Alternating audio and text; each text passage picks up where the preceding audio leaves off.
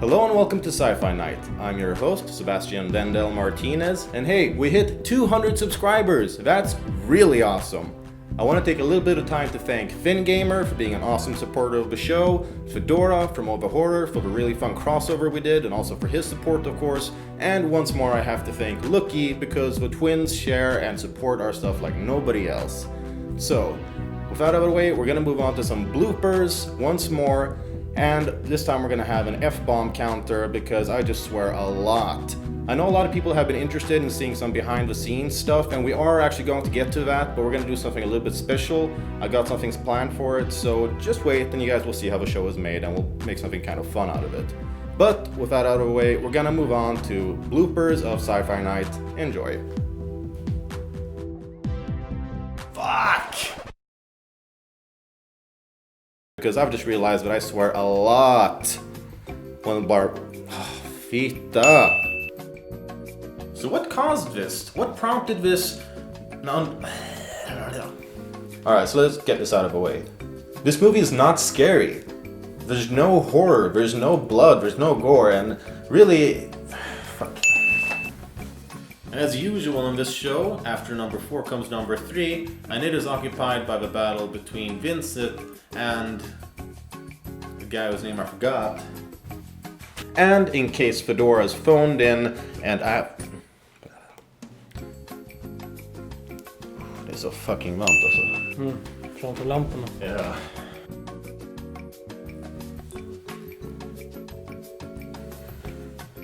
I could say that this movie has more holes than a Swiss cheese, but I'd rather say that it has more holes than the guy that gets all shot up by the ED-209 in RoboCop. Så vi ser den scenen. I mean, there's some interesting stuff going on, especially in Lords of the Deep, but it's just not really good enough to keep your interest. Fuck! So of course, this is hardly a flawless film. It does suffer from some. Also, what the fuck? Either way, you've probably never heard of her Either way, you've probably never heard of her directorial work. Better because it was well made and acted, even if it wasn't because it was well made and acted. In terms of entertainment anyway, we found Leviathan, which is a lot of fun and it's got a lot. Alltså jag kommer aldrig göra lika bra som den första tagningen alltså. Now, since I try to avoid spoilers, I'm not really gonna... Spoilers? Hello and welcome to Sci-Fi. Alltså jag är så fucking svettig shit. Jag behöver mer vatten. On scuba divers who don't really go that good into... Fuck! So, it's kind of like... No chainsaw battle can top this, not yet anyway. I mean, just look at this. This is amazing and really unique. You would have said it in your skiftet. And of course, the obligatory token black guy, whose name is Skeet. Wait, Skeet? Oh, Skeet, motherfucker. Oh, Skeet. Have you guys seen Unrest? What do you think of it? And what do you think of when using...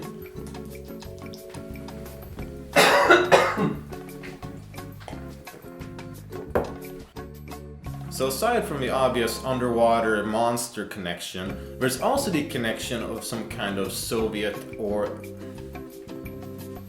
There's also a similarity based around some kind of nuclear vessel or installation. The designer of a submarine gets unwillingly called into a NATO-led rescue and to salvage Jack Scalia, as well as a fuck.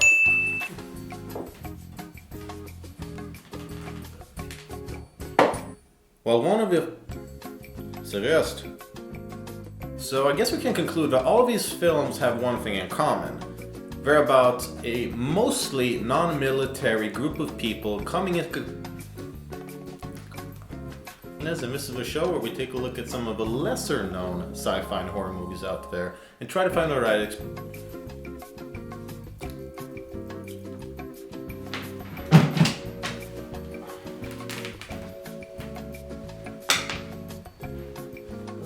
Fan är mina grejer.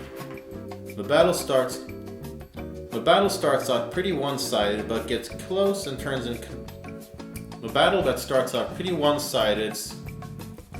For fucking helvete. Hello and welcome to Sci-Fi-Night.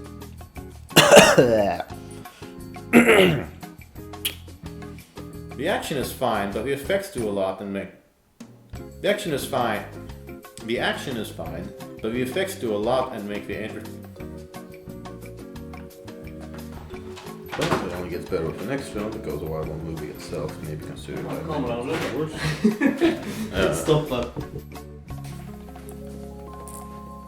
I would like to say that most people are in agreement in that the first half works very well, moves along at a good pace, and lets the story on.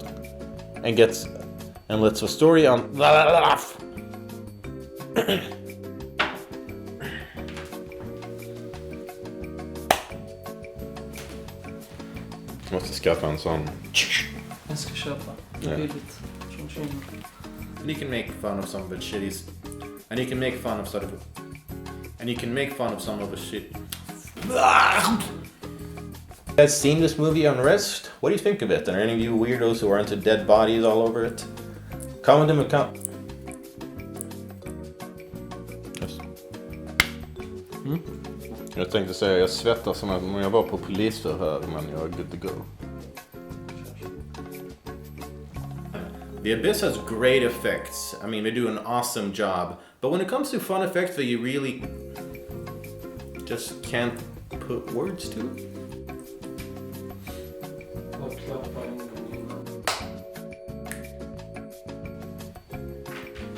So we're half an hour into the movie. And even then, they're mostly just obscure. I sense a much. I sense a much smaller budget at play. So, alright, so we're half an hour into this movie, and we're only just now catching a glimpse of the critters themselves. Just det. I sense a smut. Varför kan jag inte säga det? Alright. And Soylent Corporation from Soylent Green.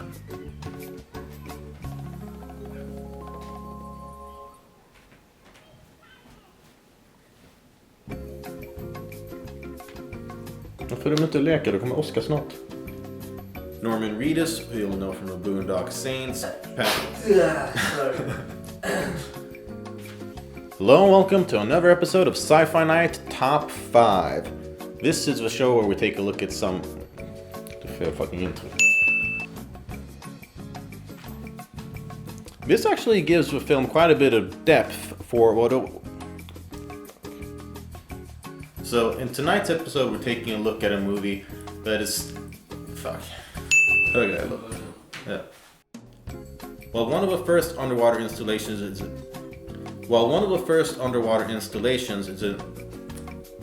in. I want to take a little bit of time to think. Det blir fucking irländsk. Time to tank. But then we also do some really gross and messed up stuff as well. Alright, so those were the bloopers for this 200 subscribers special. We hope you enjoyed it. And once more, just a huge thank you to everybody who supports this show in any way. Everyone who watches it, who likes it, who shares it, who subscribes to us. A huge thank you to all of you. We really appreciate it. And it's really what keeps us going and what makes all of this worth it.